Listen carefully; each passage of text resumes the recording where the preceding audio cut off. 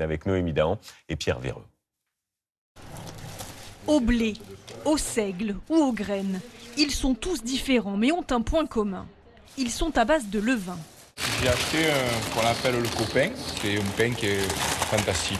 On voit vraiment la différence entre le pain au levain et le pain industriel. Dans cette boulangerie, le prix du pain varie entre 6 et 14 € le kilo. Je préfère mettre le prix et avoir un excellent produit. Chaque jour, il s'en vend 500 kilos. On voit qu'il y a une vraie demande, en tout cas dans le coin, il y avait vraiment beaucoup de personnes qui cherchaient un pain qui était bio, qui avait du goût et qui retournait un peu dans les pains d'antan. Ingrédient ancestral, le levain est un mélange d'eau et de farine que le boulanger laisse lever plusieurs jours. Il a toujours été utilisé pour fabriquer du pain. Mais au XXe siècle, il est délaissé au profit de la levure chimique pour accroître la production. La levure qui est mise au lieu des levains trouve des terrains de culture qui lui permettent une fermentation beaucoup plus rapide. Des années plus tard, le Covid et ses confinements remettent le levain au goût du jour, avec de très nombreuses recettes sur Internet. Mélangez 20 g de farine complète et 20 g d'eau à température ambiante et une petite cuillère de miel. Certains ont choisi d'en faire leur métier. Au pied de la montagne de Lure, dans les Alpes de Haute-Provence, une délicieuse odeur s'échappe du four. C'est encore un petit peu plein d'eau.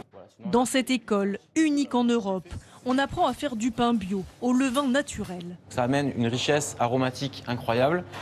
Ça amène des couleurs aussi qui sont tout à fait spécifiques du pain au levain. C'est des pains qui améliorent tous les aspects nutritionnels du pain. Le professeur, c'est Thomas Teffry-Chambellan. Ancien biologiste, il a créé cette formation il y a 20 ans, convaincu des bienfaits du levain sauvage. Ça, par exemple, c'est une brioche au levain qui a été faite avec un levain de panettone. Si on regarde les textures de mie, on va avoir des textures de mie extrêmement aériennes ici. Voilà.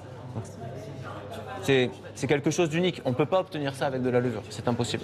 Ici, les élèves ont entre 30 et 55 ans et sont en reconversion.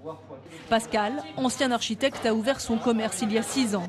Cette semaine, il a déboursé près de 1 000 € pour découvrir les techniques de la viennoiserie au levain.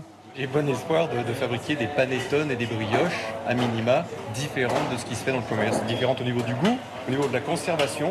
Donc je sais que ça devrait bien fonctionner au niveau de la clientèle. L'école attire aussi chaque année 20% d'élèves étrangers, comme cette québécoise.